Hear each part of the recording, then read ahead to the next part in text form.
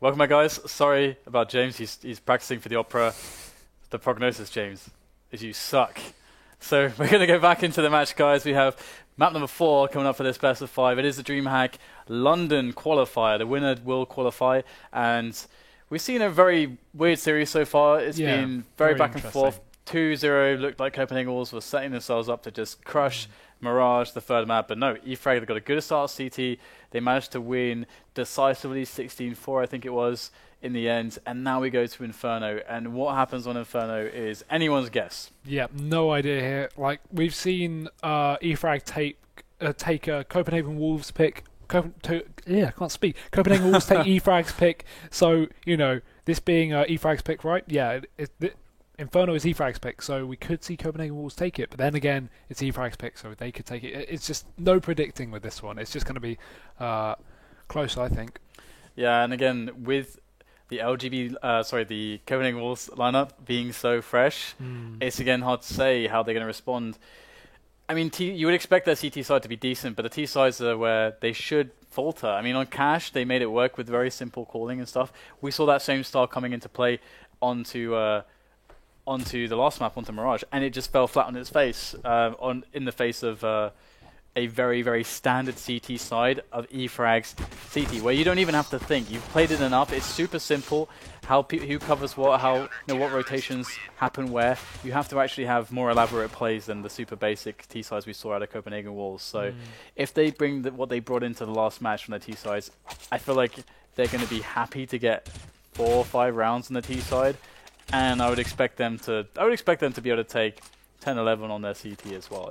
I feel like it's probably going to be 16-14 this one, personally. Yeah, I can imagine that happening too. And here we go into the best round after eFrag winning the knife, that is. So they will be picking CT, obviously, on the very CT-sided Inferno. And Copenhagen Wolves deciding to go for currently a 4-man armor buy, and yep, Zev is picking up some smokes and flashes as well. And we're seeing a similar story on eFrag, 4 armors and NKL just getting a kit and a smoke. So we're seeing a triple B stack here from from eFrag, sorry, and Copenhagen Wolves aren't going to be challenging that too early. JKM being the only one pushing up Banana on his own, but he's not going to get too aggressive with no one to trade him, I imagine. And here we go. We're just going to see Apps presence coming out from Copenhagen Wolves here. Essentially just being AFK for a second, and we're going to just see rather passive play from the CTs and Ts here. Nothing aggressive on Banana yet from eFrag. Victor still holding this angle, but yeah, as I say that, he's going to be peeking out there, getting some shots off to JKM, but not managing to finish off anything. And there we go. JKM just shoulder peeking there, but Victor not falling for it. But don't worry, JKM is there to get the frag, and no one to trade him. We'll leave Copenhagen Wolves in an advantage with a 4 versus 5. But there's still 2 players on the B site for eFrag, so they won't need to send any rotates over, and no rushes will come of it. But I can imagine eFrag will go towards the A site after knowing there's at least 2. There's only going to be 2 players there at the moment, and yep, they are entering here. But Dreamer obviously getting aggressive here in Apps, and he might be able to pop out a boiler at the right point. They just push up short, and yes, it seems like he might be able to do something huge here. Comes up behind, gets 1, doesn't get 2, but he's done a damage anyway, and it's going to be a 4 versus 4. JKM just coming in and free-firing Dreamer there. Is going to get the shot, and that's going to be a headshot for him. And there we go. NKL needs to get that trade, but he only does a bit of damage. Now it's a 4 versus 3. Unlucky with the lack of trade there, and although they do have a kit, they are still rotating from the bomb site, and I don't know, it seems like it's going to be a hard retake situation here for Zevas, making it even harder, picking up the first right there, and there we go, Rubino following up, and that's just going to be Lovell left alone in the 1 versus 4, and there we go, as they surround him, he goes down, and Copenhagen Wolves taking the T-side pist around, so rather unexpected there, but eFrag are probably going to force buy to go against that. So this is a really rough situation unless eFrag just reset Copenhagen Wolves straight away by winning this one.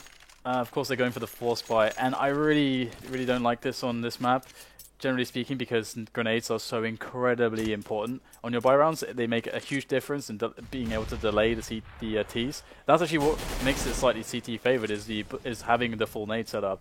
But eFrag, they have a nice position, 3 men with attention to this push on middle. However, they're not really getting the damage done. They've managed to make a couple kills, actually, that said, and we have the Ts moving in through the CT spawn, and it's not really going to be working out here, as Ruben is still working that Mac 10, but he's going to take critical damage, that said. 11 HP left on him, as he's still trying to just get an angle here, try to keep himself safe, throwing down the smoke to give himself some extra cover, because he's got the bomb as well. He can't lose it in this position. This is absolute madness, and it looks like eFrag have managed somehow to make this round possible, but the bomb will be recovered and it will be planted momentarily. Zephyrz has no idea where he is, but finally realises 44 seconds on the clock. He still could have gone for the A, or at least the fake, pushing down Banana, but there we go. Bomb plant is not going to be done. I think he's heard him. He knows his general position, but not actually checking CT here as the bomb does go down, and if NKL plays this right, he should be able to get it. And now NKL knows where he is. He knows he's pushed into construction here, and now 50 HP on each player, and smoke can go down. He can probably predict he's going to be coming from CT, but no. Zephyrz playing against the odds is going to be going up, shooting through the smoke, doing a little bit of damage, but still no kit on NKL, so we need to hurry up. And there we go, Zephyrz getting the kill. Only just. That was a really close round for Copenhagen Wolves, so although eFrag did force up and may not have been the best idea on paper, they did manage to perform, getting 4 frags against Copenhagen Wolves, and now they're going to do the exact same thing again. eFrag with another force up. No. I don't like this at all. Yeah, I don't agree with this at all. I mean, you just have to take the damage, take the hit. The reason the eFrag did so well last round is because Copenhagen Wolves had 3 SMGs, but now look at them. They have 5 rifles, 4 AKs, and a Khalil. Like, there's not going to be a whole lot they can do, really. I mean, usually if the roles there's a role reversal and it's like the situation's happening, you're the T's. Crippling the CT economy has a bigger impact. The implication into your odds to win more rounds, it works in your favor much more in that situation. But when it comes to the CTs, trying to keep economic pressure on the T's, it's not about that. It's about the CT economy more so for eFrag here. But they're kind of sacrificing their economy. Actually, they were notorious for doing this at the Take TV event. They lost a lot of matches, and they themselves in interviews were lamenting the fact that they kept doing it. And for some reason, it still seems to be a part of their calling that they have these crazy force-ups. And it's very unlikely they're going to win this round, but it can happen. So they're playing on a statistical uncertainty to try to get themselves back into the game. If they don't do it, they're going to have no money. They're going to have a buy round on the 4th round, and it's not going to do anything. Or the 5th round, rather. Yeah, but here we go, Bubble holding this angle. The leaves just getting in the way of him getting any visual on the T's pushing, and they're going to be wrapping around down to the A site. Smoke is going to go in twist, getting an early frag with Bubble, and there we go. JKM also following up, and it seems like this force buy by eFrag was completely useless. Victor has got that MP9, but really nothing he can do. They're just going to go for a save here, which is, I think, is right call. And Copenhagen Wolves just dominating without losing a single member that round. I mean, again, it comes down to consistency, and this is one of the reasons why certain teams are more consistent or better than others. Counter-Strike, there's a lot of similarities to a game like poker, where there is always this element of odds. Sometimes you're just going to lose, even if you have the best plays, even if sometimes you're actually hitting the shots. There's still a chance that you can still just lose because there are so many factors at play. And when you're in a situation like eFrag on a map where it's favored if you have a strong economy, you want to look after your economy because that's the most consistent way to play the map. Then you can play it from a perspective where, okay, they should be buying, by the way, on this round. They should actually have a full buy here, and they should have a lot of grenades. They should be able to use these grenades to delay the T's, to stop them from getting information. Because this map is actually becomes T-sided when you have a situation where they can just take angles easily, and the CTs don't have many grenades to slow them down and figure out which rotations to make. So that can be a really big issue. So eFrag are playing an inconsistent style, and if they do this too often, again, they're buying up a lot here because they got a big loss bonus. They're committing themselves in to reinvest in it because they keep doing it. So it's just a bit of a horrible cycle, and it could backfire massively against Copenhagen Wolves here. Zende with a brilliant shot there onto Dreamer. That's going to open up the round, but Spy Leader returning far onto Rubino. Now it's going to be a 4 versus 4, but really Copenhagen Wolves with all the equipment to work with and still got plenty of time on the clock, aren't really going to be struggling too much this round. There's only one player on the B site, and they are going to be stacking it, and if they push it fast before the rotates do come in from eFrag, CT Smoke is down, they should be able to do something. There we go, Victor. 1 frag with the MP9. 2 actually, he's making work, and oh my god. They couldn't win the force buys, but these ecos are looking promising so far. And NKL with this AK will puck up a frag onto Zende, and now it's a 1 versus 3, and there's really nothing Zephyrz can do. And there we go. That's going to be the fuse. And wow, what? Let's have a look at the scoreboard here and see what's actually going on with the money. So eFrag, won this one, we're going to get a loss for Copenhagen Wolves. They're still going to have a full buy. So the pressure's really on Copenhagen Wolves now to just basically just completely quash the economy again. And we did see this reset thing happening again and again. It was actually how eFrag lost pretty much all their CT sides so far in this best of 5 series. So they need to avoid that from happening right now. But they've managed, of course, in a very unlikely, it was very unlikely, but they managed to make that last round work. So now AWP is on Twist. I'm very curious whether Twist can pick something up here. Because if he's going to be able to get some of these picks, eFrag are going to have a bit of a nightmare on the rotations, I think. Definitely. I don't know how they lost 2 Force Buys and then win almost a full eco, apart from Victor saving his weapon. And it's going to be impressed by eFrag, and now they are up with plenty of equipment to work with and plenty of nades, as you say, to delay the terrorists pushing. Bino here just trying to get out of Boiler, but not going to go for it. Yeah, you can see that also the key thing is the incendiaries. With incendiaries, like full set of nades, including incendiaries, you get a lot of options to take map control away from the Ts as well. And that's stuff that you just don't play with if you just don't have the money for it, because they're expensive. 600 a pop, unlike the $400 for the Molotov on the T side. It's pretty important. Yeah, and Bubble there with a nice headshot through the smoke is going to put eFrag in an advantageous position with 5 players against the 4 Copenhagen Wolves, and this is good for them at the moment. They just need to keep it on, play passive, and maybe rotate a player over to the A site after they see some more movement there. And there we go, Bubble flash, but he will recover and manage to pick up the frag. But Twist there with the AWP will also take out Dreamer, so that's a very big frag as well. And the last remaining T player is going to be backing off from the B site towards A, and that's a 3 versus 3, or sorry, 3 versus 4, but one player is down to 8 HP and one player is still on the B site, so it could still be a problem for eFrag. And there we go, Copenhagen Wolves running into the side, but NKL is there to stop. He will pick up 2, and that'll be the round to eFrag. Again, 2-3. And now this has stopped the money reset. Copenhagen Wolves won't be able to put eFrag back into an eco, and that's going to be good for them, so they can manage to pick up a few rounds themselves. And now Copenhagen Wolves are going to be pushing to eco. Well, Force Buy, actually. Going to be getting Tech 9 armor. It's also... we see that Copenhagen Wolves in that spot, they were very indecisive. And, when they lost a player, every team that's been together for quite a long time, they have the plan B. It's almost like oh, God, that was pretty devastating. It's almost like just a default reaction. Okay, we've been in this situation so many times before, we instantly know what our plan B is. It doesn't offset you too much. We should see a pretty brutal cleanup here. Oh. There's the quad kill instantly there from one just single spray bullets. And trying to get the ace there, it's not going to manage to, but Spy Leader kind of sucks because they didn't actually get any grenades off there. They just tried to go through the smoke without throwing any of their grenades all that much. But yeah, no plant for them. And eFrag back into the CT economy with something to say for themselves. They've got 6k or more on most players. Yeah, and as you can see, Copenhagen Wolves having to eco obviously, and a couple of pistols on them and a few nades on Zevis as well as armor on JKM just to equal out the economy, but still nothing large and nothing really to work with. Maybe at best they can get plant down with that. It's still going to be unlikely with the bomb and T-spawn, of course. And so here we go. Copenhagen Wolves pushing up mid at the moment. All 4 players, apart from the bomber, just going to be bringing it back from T-spawn. It seems like it's just going to go for some kind of a long rush here. Flash is going to go out, and Zende popping in first. There we go. Straight in. Shots are going to come out from the CT players, and there we go. Bubble picking up 3 nice ones from the corner, and Dreamer following up with one of himself, and there we go.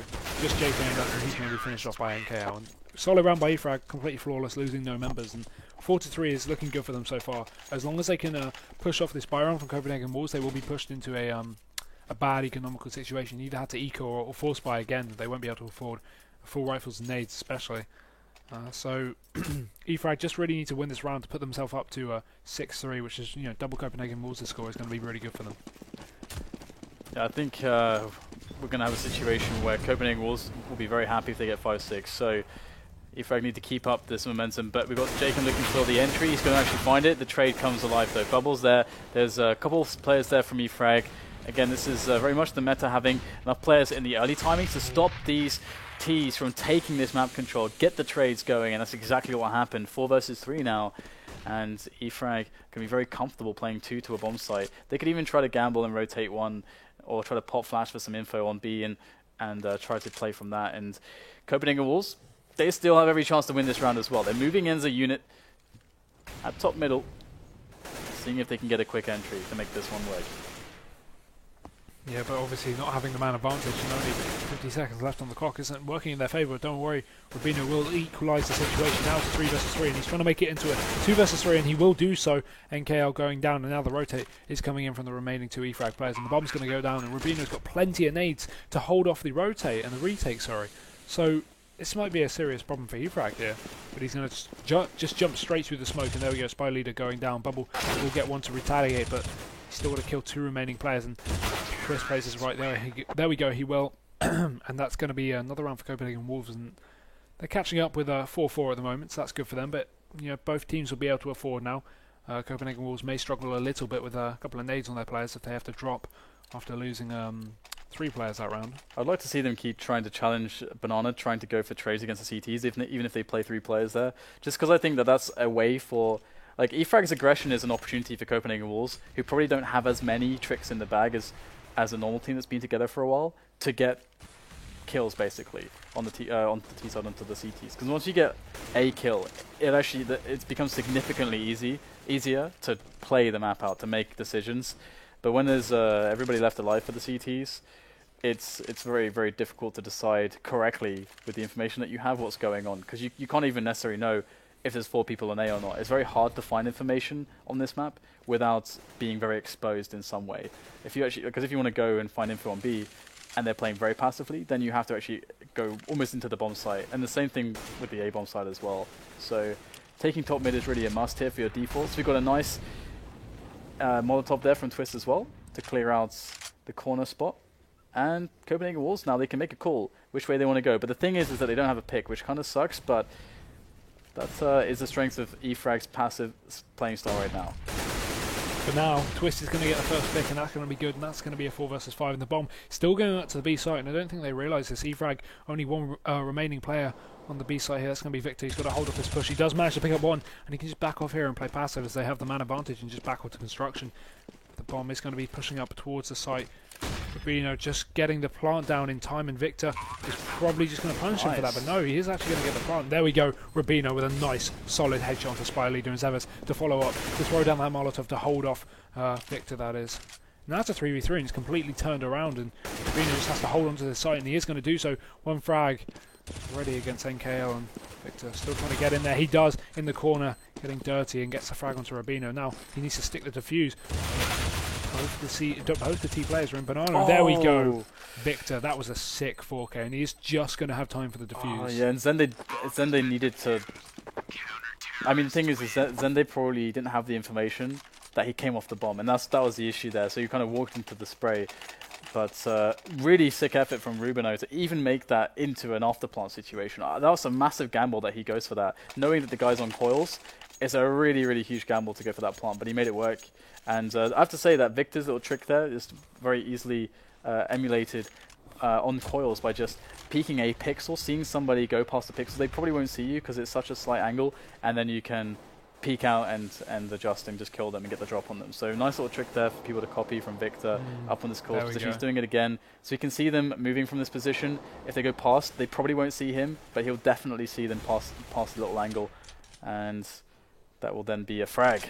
So nicely set up. Well played by Victor there, and now we're going to be pushed into the 10th round of the half, and we can see a fall by almost on Copenhagen Wolves' side. They've got a couple of pistols to work with, but you know, on such a close quarter map like Inferno, you know, 2 pistols isn't really the downfall of a team, of course, but you know, would much prefer those rifles over those Tech 9s and CZ75s. And there we go, Bubble getting close into the smoke. The smoke's about to fade as well, but he's wasting his bullets in the wrong angle. He's not actually going to manage to do too much. Then they pack down quite low, but don't worry, Spy Leader is there to support him, and he will get a frag. Dreamer also following up, getting one of his own, and there's Spy Leader again going large with a nice double kill already this round. Only the 2 pistol players are left alive. One of them only on 3 HP, and that's going to be Jacob peeking out. He will go down. Nice drop shot by Dreamer, and just Rubino left. And in a 1v5, there's not really a whole lot he can do. He does pick up 1, and there we go, 2. So that's going to be solid, but the bomb is still down, and with only 15 seconds left on the clock, there's not a whole lot he's going to be able to make happen here. There we go. He's going to be going for the save with that rifle, which is probably the best option in this situation, and only on 26 HP as well. It's not really a good idea to go for it.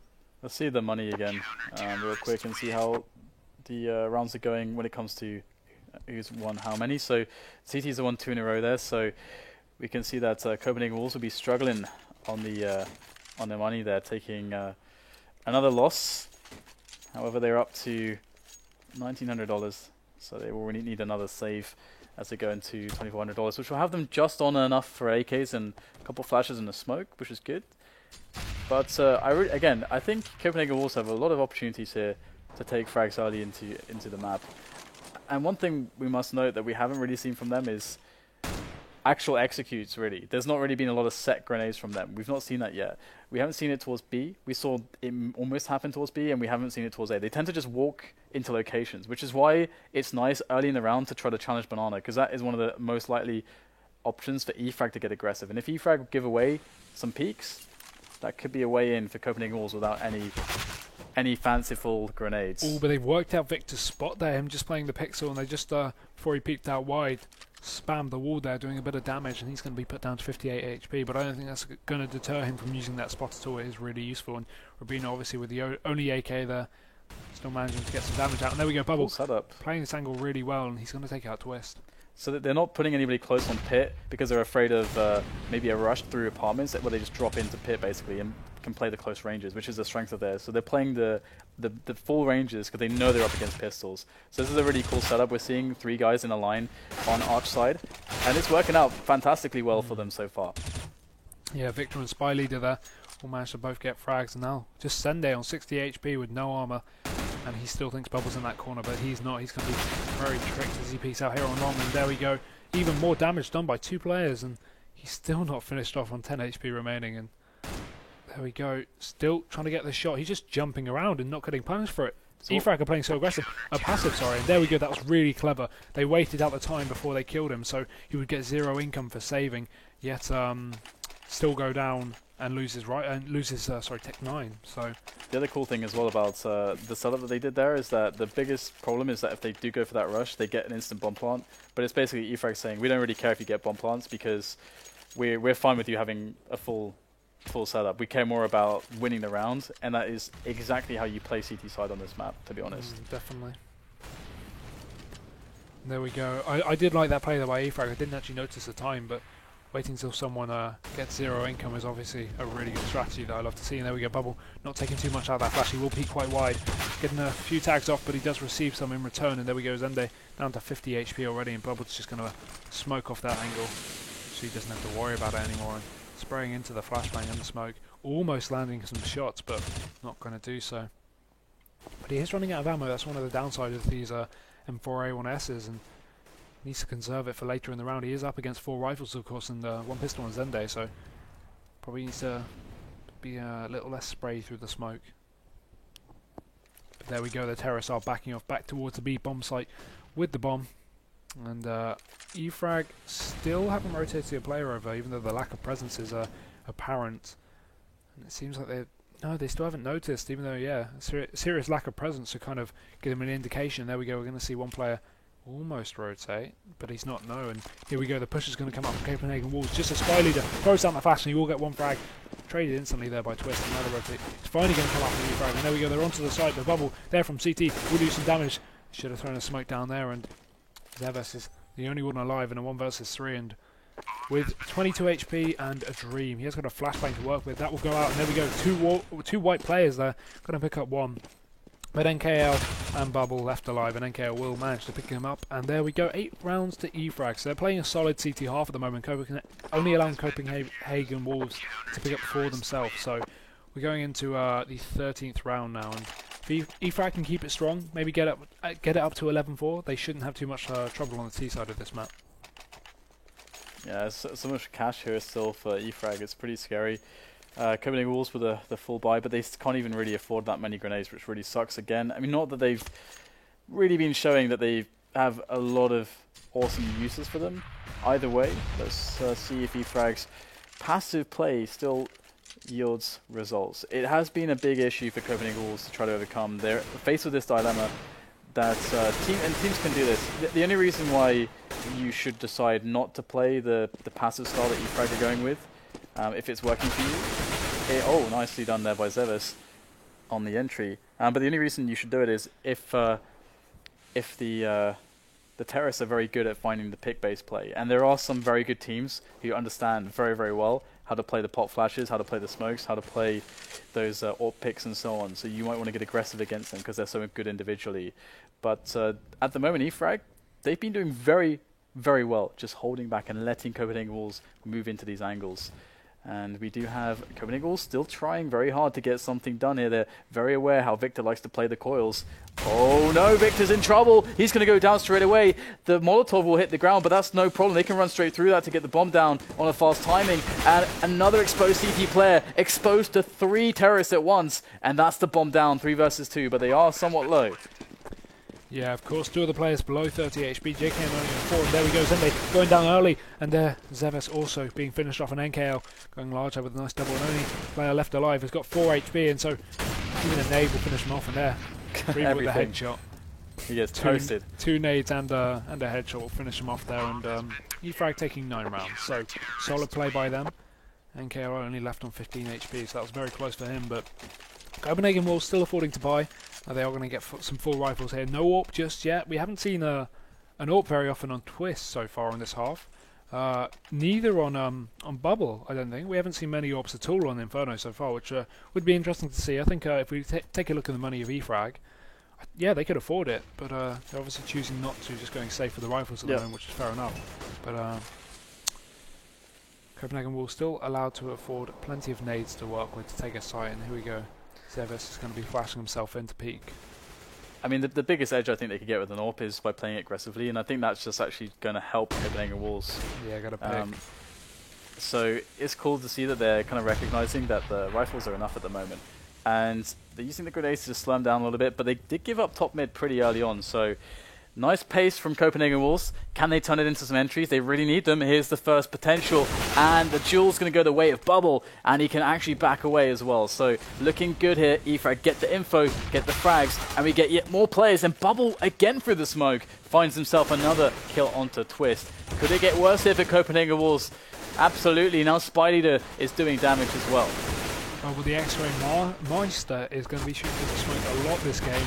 Managing to pick up quite a few kills as he does, and there we go, chasing up behind the Molotov, getting that final kill onto Zeves. Now eFrag up to 10 rounds, so if they can take the last one here, you know, they've pretty much got the game in the bag as long as they don't choke any rounds on the T side, and they've got plenty of rounds to work with already. So there's going to be a pause called in by Zeves on Copenhagen Wolves, and I assume they're just deciding some strategy or something. Apparently it's only going to last 40 seconds, so we'll be back into the game shortly, but they must just be deciding some strategy, because obviously what they're doing at the moment is not working very well for them, and him still not buying.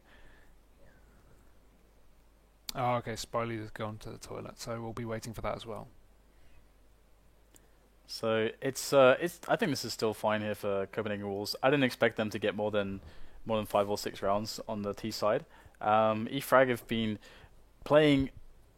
I mean, again, the start of the match was really, really scary, because, again, basically, if I go back to poker, what you're thinking about is not, you don't want to play these 10-20% chances all the time, looking for that big win in that one situation. You want to apply a strategy over a sample size of 20,000 hands, 30, 40, 50,000 hands, and that's how you get consistency, because you can't just lose. This is why people complain about the best of one format, is because anyone can beat anyone in best of one.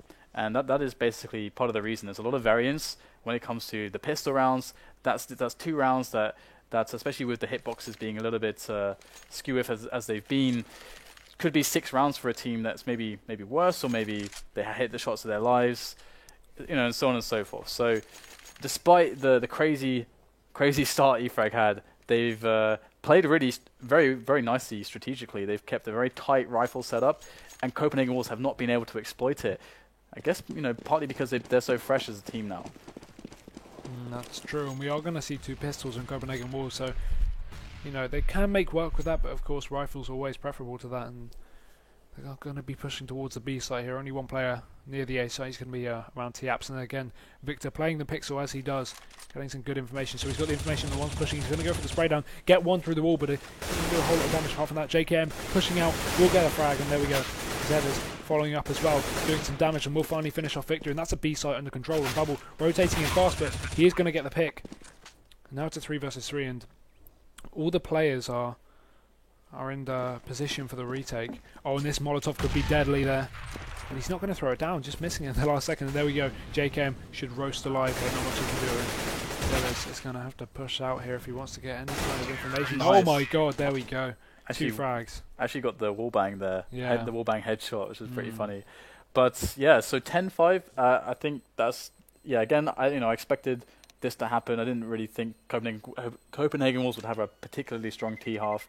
It's one of the hardest maps to play. I think this is the hardest mixed map, personally. If you're a team that doesn't have any rehearsal, it's the hardest map to play on the T side.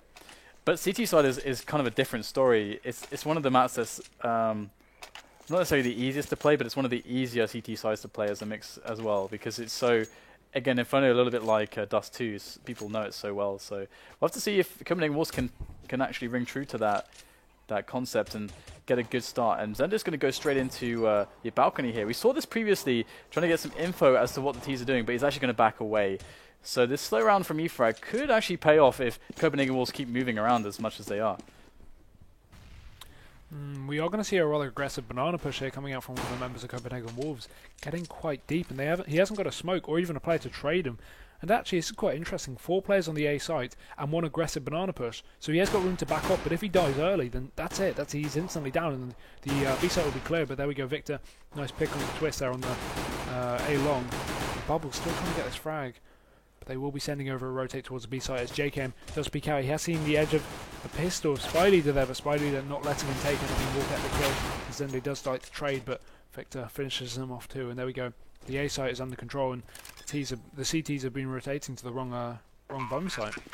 So that went completely backwards. I think at one point eFrag were trying to go towards the B site until Spyleader opened up with a nice double kill. So that completely changed the pace of the round, and now Copenhagen Wolves are going to have to try and retake. They have got a kit to work with on Zevis, so it's always a possibility. So Zevis receiving some damage, and it's going to lose his head straight away. Nice save there from eFrag, so they win the pistol.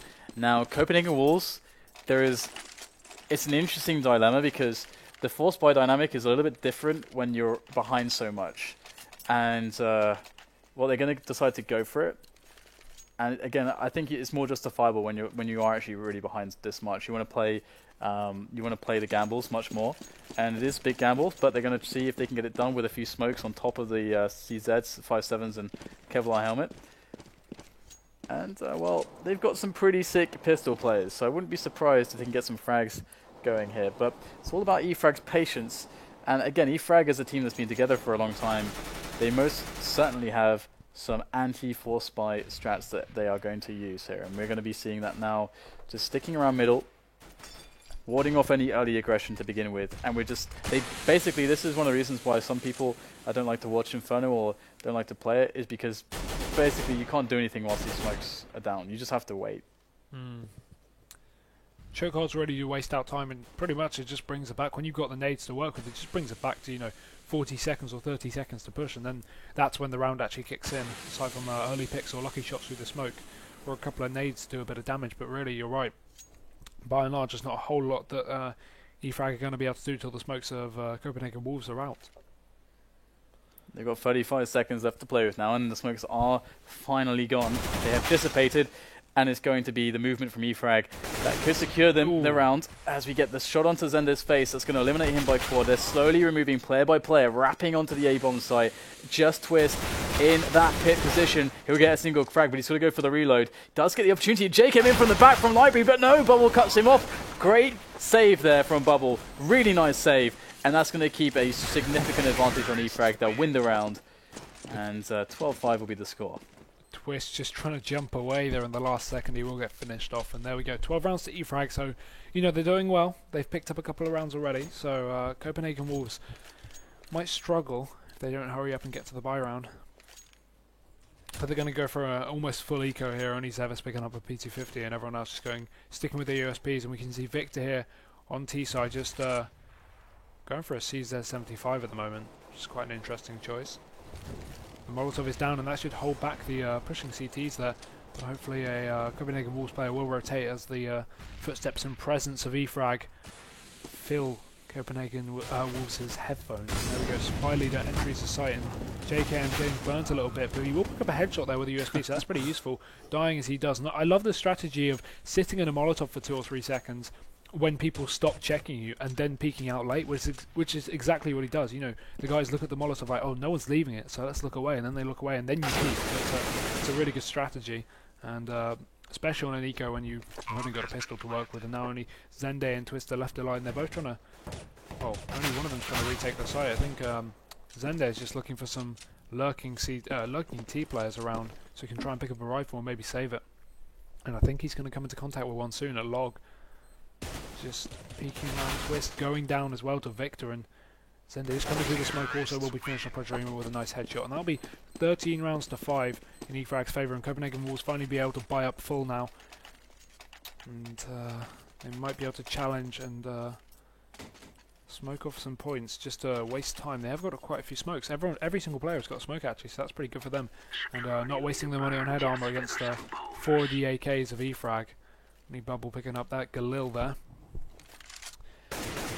We're just going to see a normal banana push coming out from eFrag early in the round. They have got the bomb up there as well, which gives the idea that they might be pushing towards the B side. They have actually got 3 players stacked on the B side for Copenhagen Wolves, and there we go. 1 frag early, but JKM will played out. JKM getting a double as well, and Bubble finishing him off with a Galil, but there's still 1 player in CT. Oh no, sorry, there isn't. That's a decoy just in CT there, and here we go, Twist coming in to try and retake, and Rubino with a nice bottom of top of banana smoke to kind of stop any players there. That's a really nice choice for a retake smoke, and there we go, they're just trying to jump over it. We can see Victor just trying to jump over to get some information, try and get some shots through the smoke, and there we go, Bubble defending the bomb, does pick up 2, and he's going for the 3rd as well, but Dreamer will pick it up actually through the smoke, and so that'll be a solid round for eFrag, 14 to 5, and it looks like it's going in their favour towards the 5th map. Yeah, no pistol round win on the CT side for Copenhagen Wolves, really crippled them. And now they're forced into all these situations that they forced eFrag into on previous maps. So double mag, double FAMAS, CZ, a bunch of grenades. I'm not too hopeful for them in this one. We might see descending pretty quickly, but it's all down to how eFrag decide to approach the round. They have chosen to keep a very passive approach, a passive hold on the bottom of Banana, and they're waiting for Copenhagen Wolves in the early stages of the round to get aggressive, but it's not happening just yet. But look at this early rotate. 4 players going towards the A site, it looks like at the moment. Only 1 player left on B. We've got a couple of floaters, but there we go, Twist with that. Mag 7 will actually go down there to Dreamer, and no one to trade him out as well is going to be problematic for Copenhagen Wolves. And with 3 of the 4 remaining players on the A site, it's going to be a very good read as eFrag decided to push up towards the A site. Here we go. Not going to be easy, is it? We've got 2 FAMASes left on the map now for Copenhagen Wolves. They have one of them in pit though, which is a great position, but gets all these AKs, and considering that they've got knowledge of your position and bullets with your name on it, it's not going to work out.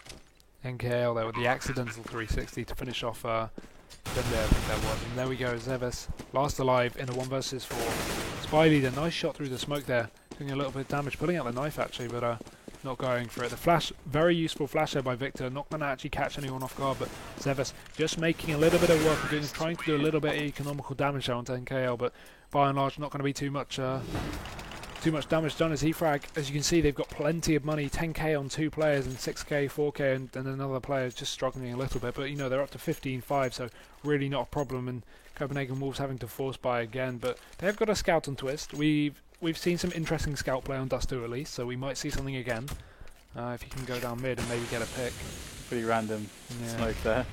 Rubino just runs straight down mid, see if he can get something done. Nice push here coming in from Copenhagen Wolves.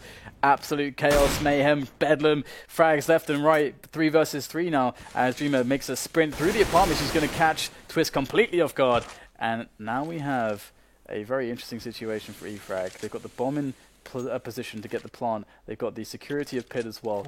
So Copenhagen Wolves looks like they're about to be pushed out of this Inferno match. But the mid luck is actually coming up right behind Spy Leader there. Should be able to get a flank onto JKM, and if he starts running instead of sneaking, there we go, he's going to peek out, going to get the kill, leaving just Zende on 9 HP, and he's also going to be finished off, and that's 16-5. That'll be the 4th map done, and eFrag will take that, so that's going to be 2 in a row for them, and now we're going to move into the 5th map after that, which will be Overpass. Yeah, again, not really sure how to expect what's going to really happen here. So much of these matches are actually being decided completely by economy and by some of the pistol rounds as well. And in that one, again, we had a pretty crushing start there for eFrag. They managed to get a very nice 10-5 and then won the pistol. Of course, that wasn't enough room for their opposition to really play with. Copenhagen Wolves. We didn't see a single proper buy run from them. So it's done and dusted. And now, Overpass, as mentioned, is going to be set up right now. So guys, we'll take a quick break and we'll see you for the final deciding map in this best of 5 to see which one of these two teams will qualify for the DreamHack Open London event next month.